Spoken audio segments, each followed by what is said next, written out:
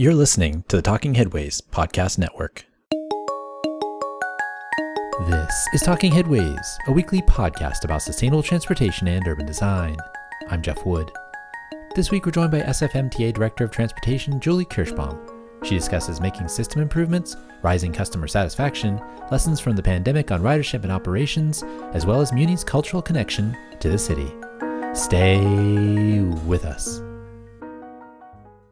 Today's podcast is brought to you by our super amazing and kind Patreon supporters. We appreciate you all keeping this show and Mondays at the Overhead Wire going. To join this merry band of bus riders, bus drivers, and chupistas, go to patreon.com/theoverheadwire. $2 a month gets you some stickers and a handwritten note sent with a cool train station stamp. $10 a month gets you one of our transportation scarves. And if you want to just give a single $1 a month, you'll be able to get the podcast with 0 outside ads or podcast recommendations in Patreon. We'll leave information in the show notes about how to get the show in your podcatcher. We'll also recently put up some bonus material, including audio of my first ever e-bike ride, and have a weekly free post from our newsletter intro, so check it out if you haven't already. And speaking of scarves, get your heavyweight bus and bike scarves. You'll definitely need one for you, your friends, your colleagues, just to show everyone in that city hall or legislature your advocacy in clothing that won't get taken by security on the way in. If you want to get one of the bus or bike scarves or the lightweight bike scarf for hot climates, visit theoverheadwire.com or support us on Patreon. But there are many other ways to support the show, including buying books from us on the bookshop site, either the books from our authors that we interview or any book you like. bookshop.org/shop/theoverheadwire. And find our Cars Are Cholesterol merch at bit.ly/carsarecholesterol. And for anything else, including the Town Planning and Practice audiobook that plays like a podcast, visit theoverheadwire.com. You can also get that podcast from Libby at your public library. And finally, definitely sign up for the 20-year-old newsletter we do at theoverheadwire.com, established in 2006, and our over 110,000 item link archive tagged by topic and city. We'll leave a YouTube explainer video in the show notes as well for that one too. Or you can just keep listening and enjoying the show. We appreciate that as well. You can find us mostly on Blue Sky and Mastodon, sometimes on Threads, Instagram, Flickr, YouTube, Substack, and LinkedIn if you want to connect, usually at the Overhead Wire, but with Flickr, it's Transit Nerds. We've got some great stuff coming up for you in our 13th year of the podcast, so keep on listening for announcements on gatherings, but for now, just enjoy the show. Hey everybody, I decided to move this part of my thank yous up from the post-credits to right here smack dab at the start because I do want to recognize the folks who are Dallas tier or higher Patreon supporters. It really helps us out and we super appreciate it. When I get new supporters, I'll update this section, so I hope that happens often. So first names only, but big thanks to Andrew, Ben, Derek, Gabriel, Glenn, Greg, James, Jeremy, Jim, Joseph, Catherine, Mal, Marcus, Matthew, Mike, Nicholas, Abraham, Oliver, Steve, Abby, Matthew, Sylvia, and recently added Andrew A. All right, thank you all very much. Let's get to the show. Julie Kirschbaum, welcome to the Talking Headways podcast. Thank you. Yeah, thanks for being here. Before we get started, can you tell us a little bit about yourself? Sure. I am the Director of Transportation for an incredible organization, the San Francisco Municipal Transportation Agency. And it's a unique agency because I'm essentially the general manager of a large transit agency, but also the city's Department of Transportation. And we have 6,000 incredible staff that work every day to deliver transportation in San Francisco, and I have the pleasure of helping to guide that ship. And have you always been interested in transportation? Is it something that you learned to like when you were a little kid, or is it something that you grew into a little bit later? I definitely discovered transportation. I did not grow up building railroads or taking apart cars. I was an art history major in college. My first job out of college was working for a really small company that did all sorts of design solutions for people with disabilities. And through that, I got connected with this incredible project on how to design sidewalks and trails for people with disabilities. And that was really how I learned about the transportation industry. And then, so how did you get here at the MTA? After working on the WA sidewalk and trail design project, I really got the transportation bug and went back to graduate school and really found transit and multimodal transportation as like a passion area of mine. And when I got out of graduate school, I started as a senior planner for our funding partner, the SFMTA, working on Geary Bus Rapid Transit. And after a couple of years, Muni was just starting a system study where they were looking at every aspect of the service. And I was really, really interested in the project to the point that the service planning manager at the time helped recruit me to manage that project. And it really kind of has bloomed into a almost 20-year career at the SFMTA for me. Yeah. I mean, we've been in San Francisco in this space for 20 years each. And so it feels like an interesting time period, thinking about back to like 2006, 2007 and where we are now. What has changed since that time period in terms of how the MTA operates and what the feeling is towards the agency from people who ride it? What's the difference maybe between then and now? When I first joined the agency, it was still very early in the merger of the Department of Parking and Traffic and Muni. I think the agency had a transit first policy and kind of a nascent transit priority program, but that was really just the seeds for what was, going to become, I think, a national model in the Muni Forward program. I think also because of our innovative model, we were able to attract some really passionate and creative active transportation planners that were just starting in the industry then. So when I first started in transportation, bike and pedestrian planners were pretty scrappy. They tended to be advocates or people who started out really looking at the work from a user perspective and then spent most of their career trying to convince traditional engineers, why this work was important. I think that's completely different than today, where people are going to engineering and planning school to deliver this vision of a, multimodal transportation network. And how are riders feeling now about the system? As a longtime rider, I know that I feel better about it, but how are people generally feeling? I mean, I am so proud and excited to report that our customer satisfaction ratings are at a 25-year high. And the feedback that you just shared is what I'm hearing at every dinner party, whenever we're out talking to customers, when people who haven't ridden the system in a while have a chance to experience the system. And we're really proud that people are using the system and it's delivering what they need. And we're excited to take it to the next level. I told my daughter I was coming to talk to you. She's 4 years old. And I was saying, well, I'm going to go talk with the head of Muni. And she's like, I love Muni. I mean, we don't have a car, so it's the only way she knows how to get around. But we take the F line to school every day. It picks us up at 24th and Church on its way out of the yard. And she loves it. And the driver's the same every day because it's always the same person pulling out of the yard. So it's actually been a way to, and I know parents will understand this, but like trying to get your kids out of the house in the morning can be really difficult. But if I tell her, hey, we're going to be late, we're going to miss the F, or hey, we're going to be late, we're going to miss Juan, or we're going to miss Renee, we're missing the train, she's like, okay, I got to go, I got to get on the train. And so it gives us kind of a structure to our morning, which is really great. I love the personal relationship with the operators. Our operators are so thoughtful on how they interact with our customers, and especially our operators on the F line and the cable car.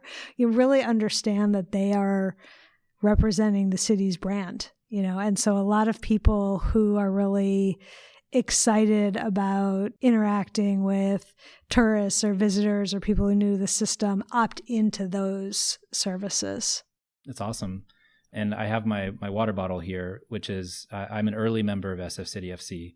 And it's been really amazing to see that collaboration. Like I'm like early member, like number 8 kind of member. And so I see more jerseys with the worm logo out there. And it's just exciting to see kind of that culture kind of crossover too. The worm has always been popular, obviously, but just like that crossover between the culture of the city, but also like the agency that provides rides for so many people. And so I'm wondering if you can speak a little bit to that connection between the city itself and the agency, kind of like what's been happening with SF City FC. The Muni logo, the Muni worm, was designed by Walter Landor, who also designed the Coca-Cola logo and was in the kind of 70s a groundbreaking thinker on brand and brand identity. And that has really paid off because the Muni worm is one of the most recognizable icons in the city. I think when you combine that with the cable car and what the cable car brand means to tourism and visitors for, the whole Bay Area, it really becomes a powerful way to celebrate transit. The cable car is the only moving national monument, and we're really proud of that. And it needs maintenance, right? Like it needs to get fixed from time to time. The last time that it was completely overhauled was in the 80s, I believe. And obviously it costs money, but it's also, like you said, important to the culture of the city. And so what's going on to like improve the operations of the cable car and maybe fix some things that are getting older? Well, the cable car is truly a labor of love, and the folks working on it are some of the most creative craftspeople I think that we have working in the city right now. The technology really is very closely matching the original technology. And that can be very, very challenging. You cannot go to Home Depot and buy, X, Y, or Z part that you need to maintain the system. So that often means fabricating or restoring in place. Also, thanks to the incredible leadership of Diane Feinstein, the entire cable car system was rebuilt in the mid-'80s. And also, it was rebuilt in the mid-'80s, which is now 40 years. And so we are starting to think again about how we make that same level of investment so that the next 40 years of riders can also enjoy the system. A big step towards that was some work that started the initial planning during COVID, which was to replace they're called sheaves, but they're basically like the size of an intersection. It's like a huge wagon wheel, right? It's like a huge wagon wheel. And the cable that is actually what tows the cable cars up the hills, anytime they have to make a turn, use those wheels to turn the cable. And we just finished the final sheave at Powell Street, where we were replacing them by pulling them out of the ground, rebuilding them, and putting them back. And I think we're operating with 1 or 2 spares so that when we take it out, we have a new one to replace it. And that is just the incredible work by our shops. And they couldn't go buy new sheaves. They don't exist. And fabricating them to the original quality would be near impossible. But rebuilding them is helping to ensure that one of the most complex parts of the cable car system is now back to a state of good repair. That's one of the things that I've been impressed by since I've lived here is just the paint jobs that they do for the F-line, for the cable cars, the reconstruction of the cable cars, all that stuff. That's all just craftsmen doing that. It's not like a kit of parts or anything along those lines. They're just putting them together. And it's pretty impressive how they're able to do that. It's not something you'd usually ask a transit agency to do, right?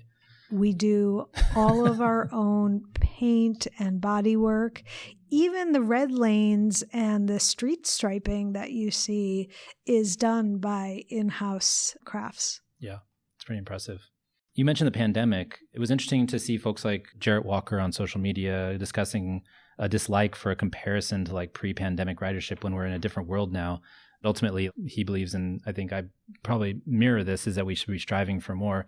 Do you think that the pre-pandemic comparisons are a reasonable benchmark for thinking about where we are in terms of our ridership journey?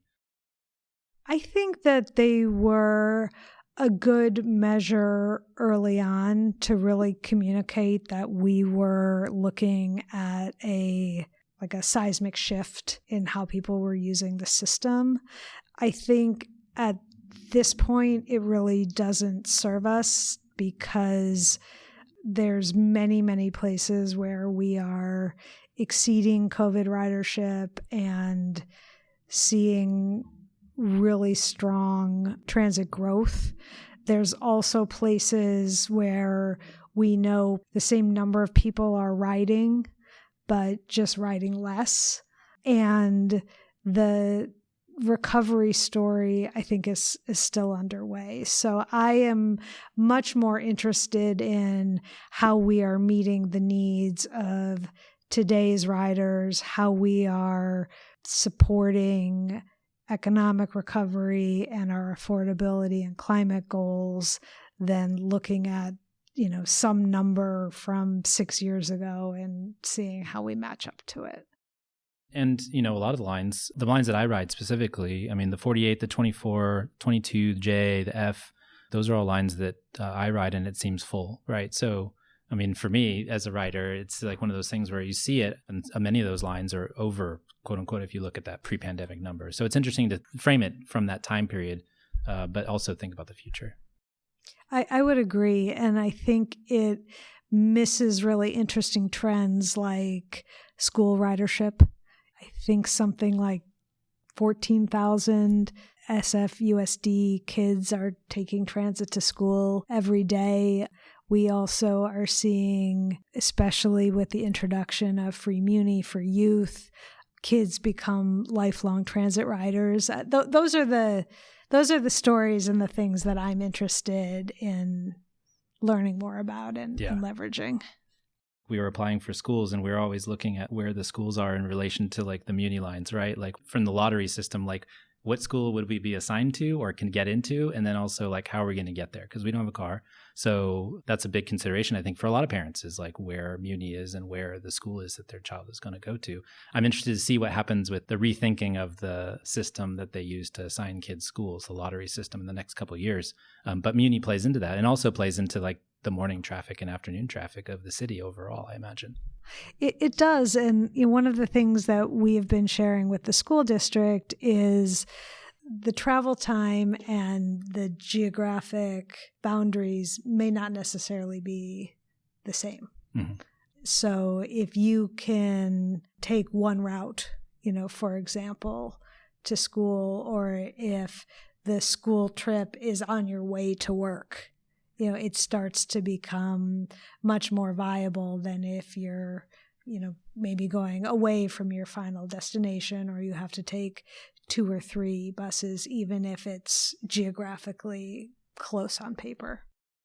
Going back to the pandemic again, Muni was at the front of a lot of kind of innovation during the pandemic across the country. And I'm curious, since you were on the front lines of that, I'm wondering if there's anything that you learned or the agency learned specifically about that time period, about what transit agencies can do, what they can't do, what we tell ourselves that we can or can't do. I'm interested in that kind of story because it's interesting to think about then and now. And this is different than that ridership discussion. It's more like operations and thinking about kind of what agencies are set up to do well, or maybe what is harder for us, the city, just generally. We learned to learn, I think. COVID allowed us the space to try a lot of different things. Some worked better than others, and being willing to stick with what was working and walk away from or have some clear parameters for calling it on things that were not working was a big part of our success. We really, I think, also used the fact that we had to so significantly change the way our system looked during COVID to bring service back in a much more deliberate way. Prior to COVID, we really had more service on paper than we were set up to deliver every day. And that was essentially represented a broken trust with our customers, because if we could fill all the trips on a route each day, you might have a 20-minute wait time. But on a bad day, you might wait 40 or 50 minutes. But if you have to get to your job or an appointment or school, you're planning that extra time, whether you end up needing it or not. And so it can be really frustrating.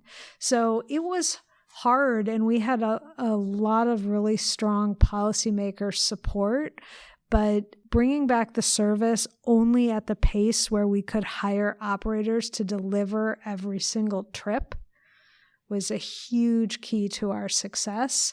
And then trying new things like new transit lanes, using technology instead of a traditional paper schedule to deliver the service, shutting down the subway early 1 week every quarter so that we could do all the hard maintenance jobs, all proved to be key to our success. But underlying all of that was just not being overextended. Can you tell me a little bit more about that maintenance? I mean, the system is old. It's been around a long time. There's a lot of little things that can go wrong or need fixing before they do go wrong. And so I'm curious about that process of going in and making sure the system is maintained so you're not having a computer that could operate Pong on it operating the subway. One thing that not everybody knows is in a typical weekday night, our window to do maintenance is only about 2.5 to 3 hours long. And then if you add into that the amount of time it takes to safely power down the system so you can do the work and then have time to power it back up, that 2.5 to 3 hours becomes 45 minutes to an hour. And 45 minutes to an hour is not a lot of time to do deep maintenance work. What we found through our Fix-It Week program is that we could take that same concept of overnight work, but instead of having 45 minutes to an hour of work time, we could get hundreds of labor hours in just a very short time period by having an 8-hour work window instead of a 3-hour work window, by bringing all of our day crews to work overnight, and by planning out the work so that every part of the tunnel and the stations and the fan rooms all have work going on simultaneously.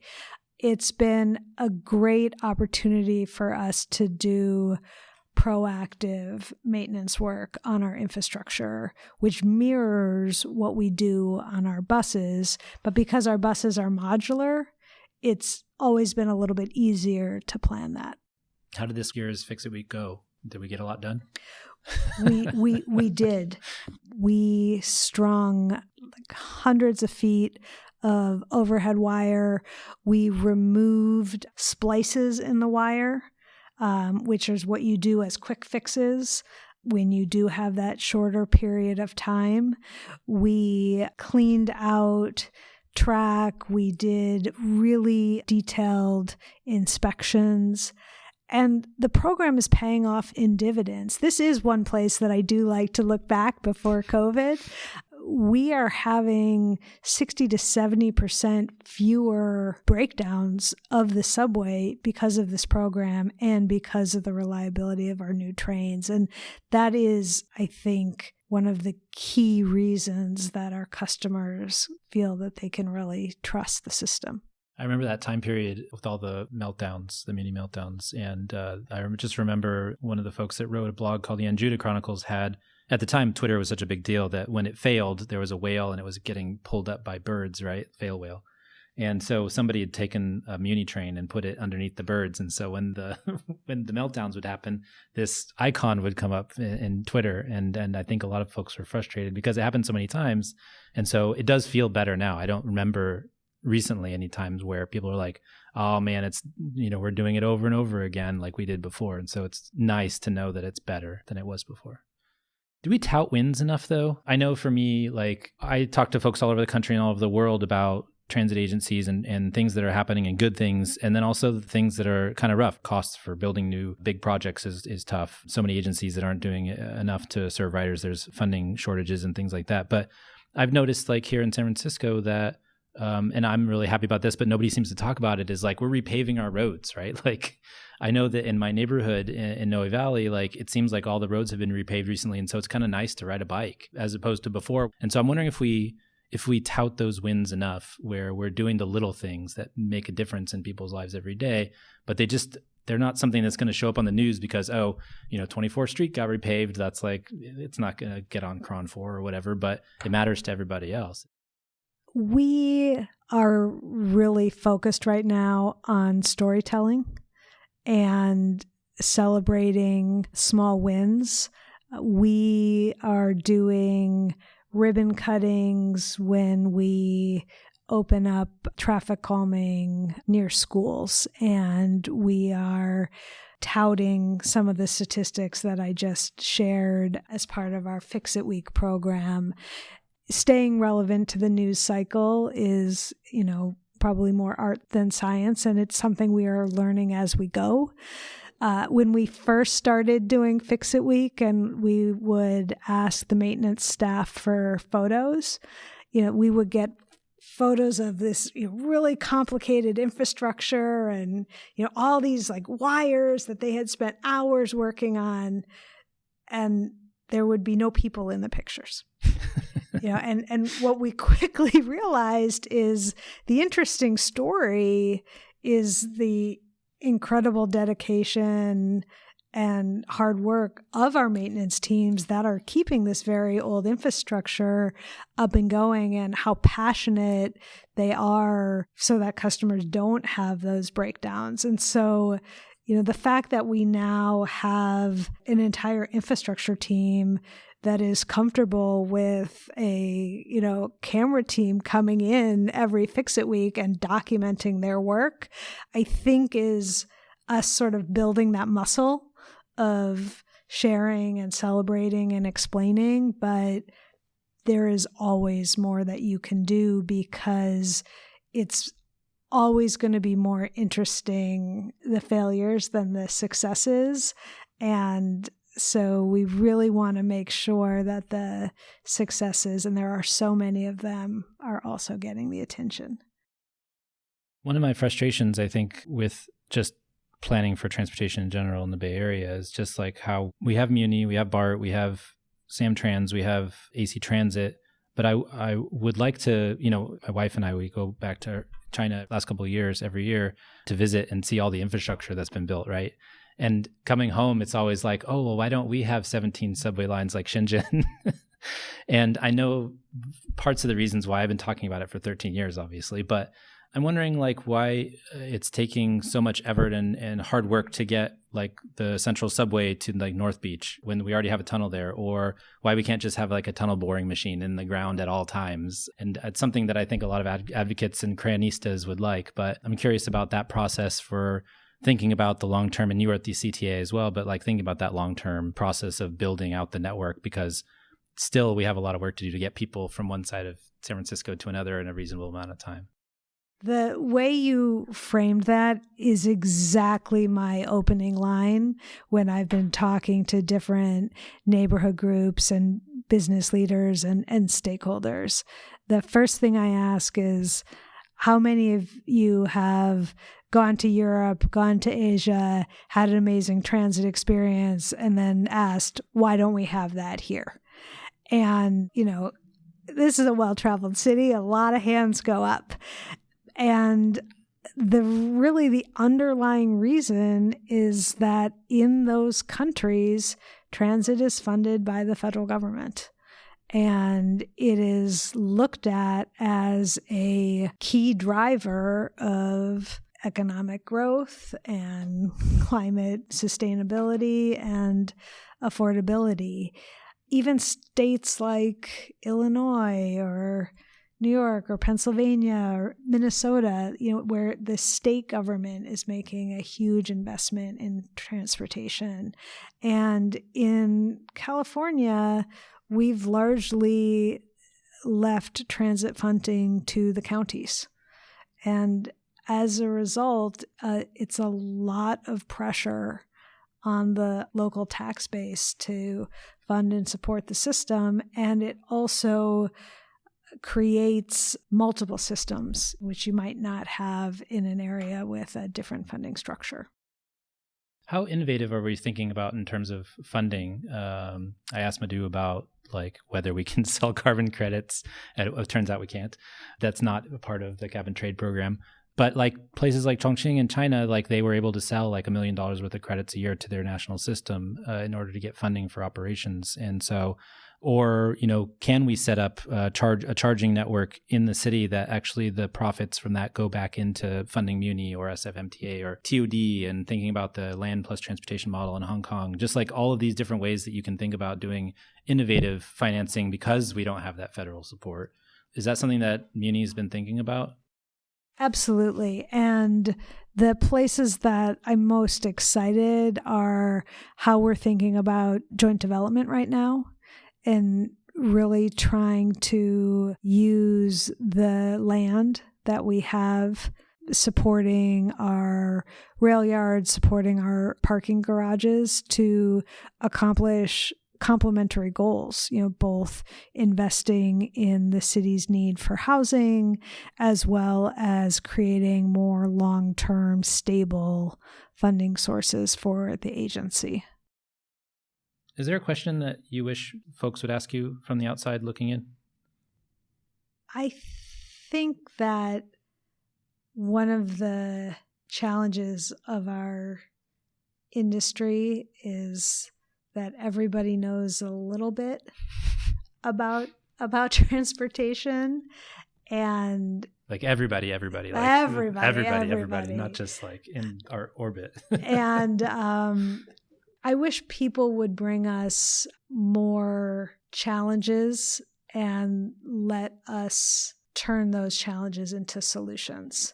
I think sometimes people who are experiencing a challenge turn it into a solution in their mind and don't always understand all of the inner complexities that may make that the greatest idea ever or the worst idea ever or somewhere in between. So it's not so much that I wish there was something that people would ask us, but that people would frame things a little bit more like what they're experiencing rather than jumping to what they think is the answer. So somebody who's stuck at a red light says, I want you to fix the lights, right? That kind of thing. Exactly. Yeah, I understand. I asked that question because it's always interesting to see what folks who are inside of things, you understand it better than everybody else. And so as an outsider myself, and as somebody who knows about a lot of things in a shallow level and less about things at a deep level, it's always nice to hear what people are thinking. Because I imagine if you can be brought a bunch of problems, then you can coordinate a solution that's larger than just that individual problem. Exactly. One of my favorite things is bringing people into the tunnel during Fix-It Week, just to show all of the interconnected systems and how we're approaching the maintenance and the longevity and, how the work all fits together. And the more people, I think, that understand the interconnected nature of our work, I think the better. Is there pressure in San Francisco to compare to other places? I just did. I just said Shenzhen. I just said across the world. But is there pressure to compare to the New York cities and the Bostons and the Philadelphias of the world? Absolutely. And we're a world-class city. And we are striving to have a world-class transit system. And we very much are benchmarking that, I think, by our most innovative peers.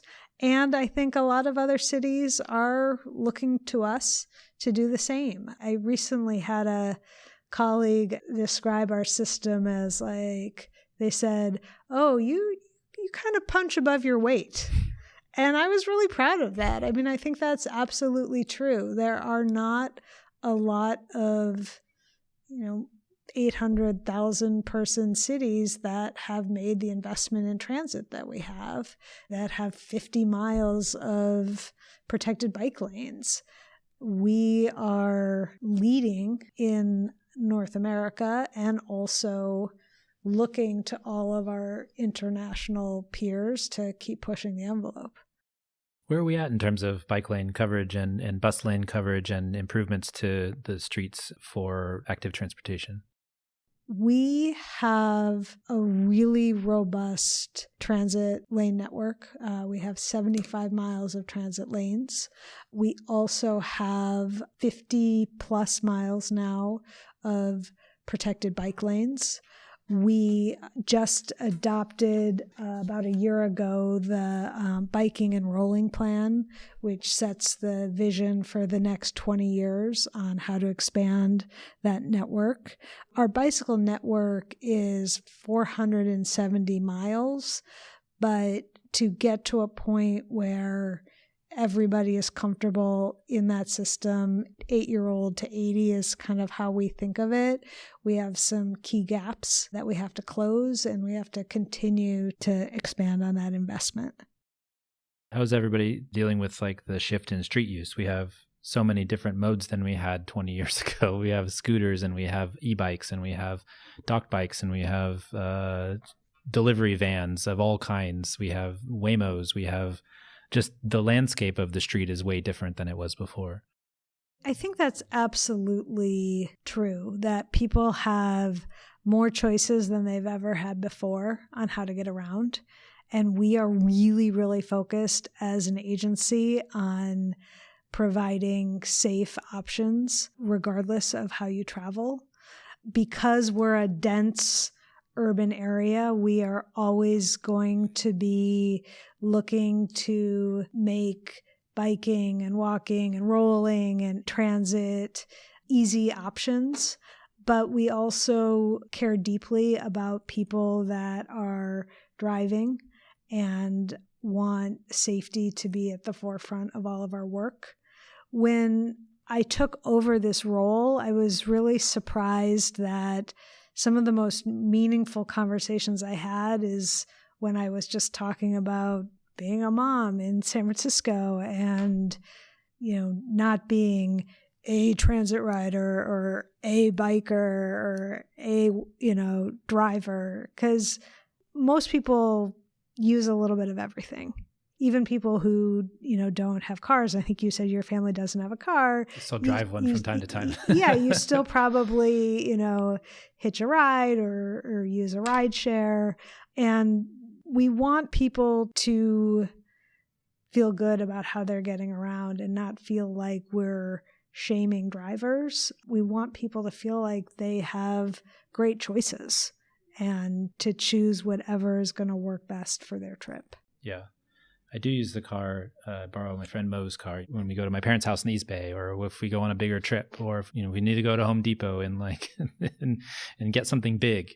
But most of the time we'll take Muni or walk or bike, and my daughter really likes biking. And that's the thing is, like, ever since we had Cora, it's been a different thought in my brain because I've been in this for a long time thinking about transportation and urban policy, but it changes my perspective about what's safe and what's not safe, or how we should manage getting somewhere, right? Like how much time does it take? What do we need to take? Like all the diaper bags and the accoutrement that goes with parenting, right? And so it's a different calculation, and it makes you think a little bit more about the choices that you make, about where you're going, how you get there, what you need to bring, all those things. And so I think there's a different calculus that's out there, and there's a different calculus for everybody who lives in a different part of the city and have different goals and needs. And as somebody who would love to have like a Dutch style city with a lot of transit and a Shenzhen subway, like I understand the need for getting around in other ways. A really fun thing is when your 4-year-old becomes a 15-year-old. Yeah. And, my daughter navigates every inch of San Francisco completely independently. She does a lot of trips on transit. We got her an electric scooter, which I'm mostly excited about and just a little nervous about. Yeah. Her and her friends feel very, very comfortable in a Waymo, which is something that would have seemed like, science fiction when I was growing up. And it's just really fun to see how independent and how much earlier kids become independent in San Francisco because they have so many ways to get around. And it's good for us. We can be selfish, right? Like in that instance, I was talking to Chris and Melissa Bruntlett, who are big advocates of cycling from the Netherlands, originally Canada. And one of the things that is in many of their books and many of their discussions is talking about the freedom that not only their kids have, but that they have. They're not having to drive their kids everywhere. They're not having to worry about like whether they're going to be able to get to their things on time because they can take care of themselves when they're old enough, right? And so they have freedom and we have a little bit more freedom and everybody's maybe happier. Yeah. And there's a lot of after school programs and things that working parents couldn't realistically support if kids didn't have that independence. So it really, I think it opens up a whole world. Last question for you. What does the Muni of the future look like? Or maybe the best Muni you can imagine?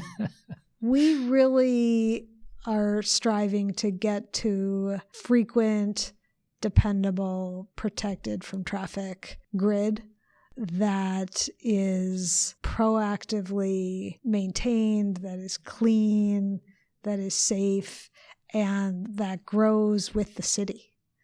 And that means having enough capacity as downtown continues to grow and expand. It means supporting new housing and growth as it happens. And it also means having really well-designed transit hubs so that you can easily make, biking or scooter or other rolling connections, and that the system works as kind of integrated and overlaying webs. Well, Julie, we know where you can find you is at the MTA. We want to thank you for joining us. We really appreciate your time. Thanks so much. I had a great time. And thanks for joining us. The Talking Headways podcast is a project of The Overhead Wire, published first at Streetsblog USA. Thanks to our wonderful Patreon supporters for sponsoring this week's show and Mondays at The Overhead Wire. Find us at patreon.com/theoverheadwire. You can sign up for our 20-year-old newsletter as well and find everything else, including multiple ways to support the show at theoverheadwire.com. You can also listen to our show on your podcatcher of choice, including Spotify, Stitcher, SoundCloud, iHeartRadio, and Apple Podcasts. And if you can't find it there, you can always find its original home at usa.streetsblog.org. We'll see you next time at Talking Headways.